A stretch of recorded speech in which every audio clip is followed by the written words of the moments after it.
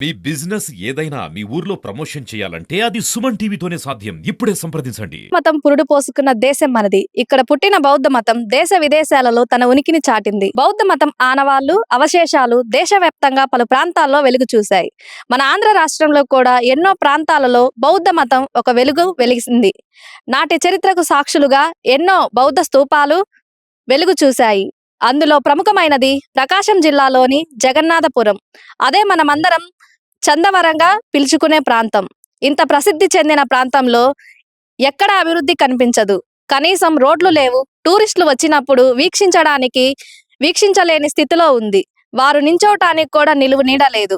ఇక్కడ బౌద్ధ ప్రాంతం దీన దుస్థితిలో ఉంది. దీనిపై స్థానికులు అసహనం వ్యక్తం చేస్తున్నారు. చందవరంను పర్యాటక స్థలంగా శాతవాహన కాలం నాటిది. ఈ ప్రాంతం సుమారు 800 ఏళ్ల పాటు ధార్మిక క్షేత్రంగా, వినయన క్షేత్రంగా వాటిల్లింది. ఆంధ్రప్రదేశ్లో మొదట స్థాపించిన బౌద్ధ రామంగా నమ్ముతున్నారు. పురావస్తు శాఖ తమ ఆధీనంలోకి తీసుకొని 1972లో జరిపిన తవ్వకాల్లో ఎన్నో విశేషాలు తెలిపారు. ఆ చైతన్యం 1.6 మీటర్ల ఎత్తు, 60 సెంటీమీటర్ల వెడల్పులో ఉంది. ఇదిగోండి ఇక్కడ మనం చూస్తున్నాం కదా, ఇదే. గ్రామస్తులు కులకమ్మలో ఇసుక కోసం తవ్వుతూ ఉండగా 2 పాలరాతి శిల్పాలు దొరికాయి.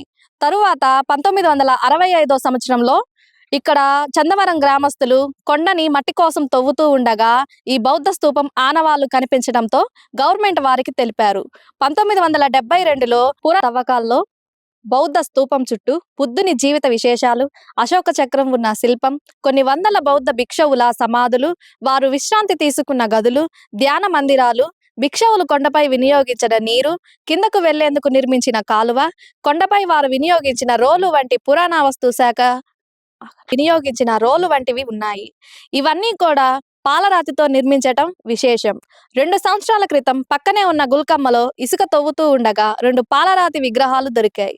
ఈ ప్రాంతంలో దొరికిన అవశేషాలు మ్యూజియంలో ఏర్పాటు చేశారు. రాష్ట్రంలో అతిపెద్ద స్తూపంగా దీనికి పేరు. దీనికి 4 ద్వారాలు. బౌద్ధ స్తూపం ఉత్తర ద్వారంలో ధ్యాన నిమగ్నమైన పాలరాతి శిల్పం ఉంది. పురావస్తు శాఖ వారు దీన్ని తెలిపారు. తవ్వకాలలో 6 అరుదైన శిల్పా పథకాలు, 3 పుష్పాలు దొరికాయని, వాటిని మ్యూజియంలో ఉంచారని స్థానికులు తెలిపారు. కెమెరామెన్ జానీతో నక్షత్ర, సుమన్ టీవీ.